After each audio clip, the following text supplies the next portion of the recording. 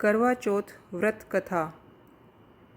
कार्तिक मास की कृष्ण पक्ष की चतुर्थी को करवा चौथ का व्रत किया जाता है।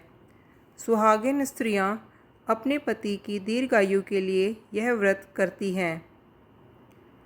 एक साहूकार के 7 लड़के और 1 लड़की थी। सेठानी के सहित उसकी बहुओं और बेटी ने करवा चौथ का व्रत रखा था। रात्रि को साहूकार के लड़के भोजन करने लगे तो उन्होंने अपनी बहन से भोजन करने के लिए कहा। इस पर बहन ने उत्तर दिया, भाई अभी चंद्रमा नहीं निकला है, उसके निकलने पर अर्घ्य देकर भोजन करूंगी। बहन की बात सुनकर भाइयों ने यह काम किया कि नगर से बाहर जाकर अग्नि जला दी और छलनी ले जाकर उसमें से प्रकाश दिखाते हुए उन्होंने बहन से कहा, बहन चांद निकल आया है, अर्घ्य देकर भोजन कर लो। यह सुन उसने अपनी भाभियों से कहा कि आओ तुम भी चंद्रमा को अर्घ्य दे लो, परंतु वे इस कांड को जानती थी। उन्होंने कहा, बहन जी अभी चंद्रमा नहीं निकला है, तेरे भाई तेरे से धोखा करते हुए अग्नि का प्रकाश छलनी से दिखा रहे हैं। भाभियों की बात सुनकर भी उसने कुछ ध्यान न दिया और भाइयों द्वारा दिखाए प्रकाश को ही अर्घ्य देकर भोजन कर लिया। इस प्रकार व्रत भंग करने से गणेश जी उस पर अप्रसन्न हो गए। उसके बाद उसका पति सख्त बीमार हो गया और जो कुछ घर में था उसकी बीमारी में लग गया। जब उसे अपने किए हुए दोषों का पता लगा तो उसने पश्चाताप किया। गणेश जी की प्रार्थना करते हुए विधि विधान से पुनः चतुर्थी का व्रत करना आरंभ कर दिया। श्रद्धा अनुसार सबका आदर करते हुए सबसे आशीर्वाद ग्रहण करने में ही मन को लगा दिया।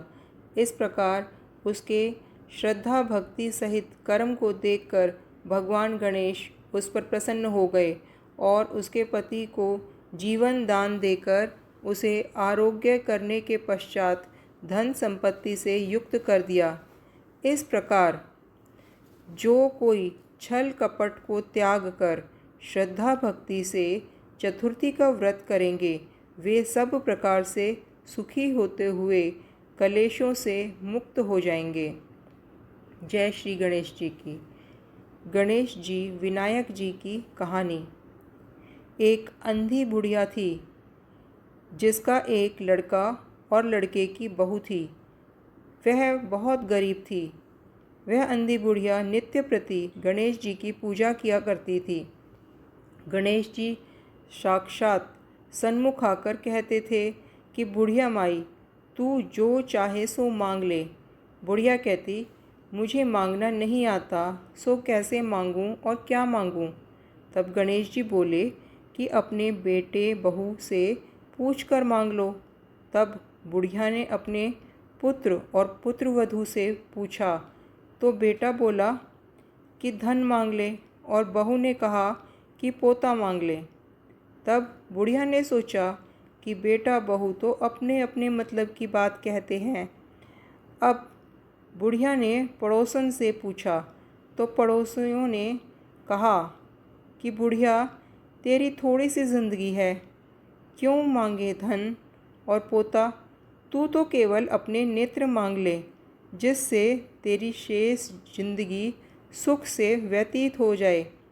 उस बुढ़िया ने बेटे और बहू तथा पड़ोसियों की बात सुनकर घर में जाकर सोचा, जिससे बेटा बहू और मेरा सबका ही भला हो वह भी मांग लूँ और अपने मतलब की चीज़ भी मांग लूँ। जब दूसरे दिन गणेश जी आए और बोले, बोल बुढ़िया क्या मांगती है, हमारा वचन है जो तू मांगेगी सो ही पाएगी। गणेश जी के वचन सुनकर बुढ़िया बोली, हे गणेश जी, यदि आप मुझ पर प्रसन्न हैं तो मुझे 9 करोड़ की माया दें, निरोगी काया दें, अमर सुहाग दें, आँखों में प्रकाश दें, नाती पोते दें, समस्त परिवार को सुख दें और अंत में मोक्ष दें। बुढ़िया की बात सुनकर गणेश जी बोले, बुढ़िया माँ तूने तो मुझे ठग लिया। खैर, जो कुछ तूने मांग लिया वह सभी तुझे मिलेगा। यूँ कहकर गणेश जी अंतर्ध्यान हो गए।